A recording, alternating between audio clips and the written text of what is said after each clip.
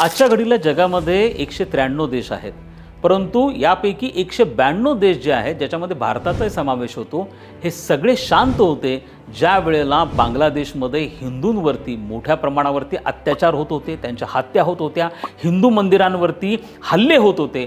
अशा वेळेला एकमेव व्यक्ती हा अमेरिकेतनं त्याच्या विरोधामध्ये बोलला आणि तो होता डोनाल्ड ट्रम्प। डोनाल्ड ट्रम्प यांनी हिम्मत दाखवली जी खरं तर कोणत्याही भारतीय नेत्यांनी देखील दाखवली नाही, हे धाडस कोणी दाखवलं नाही।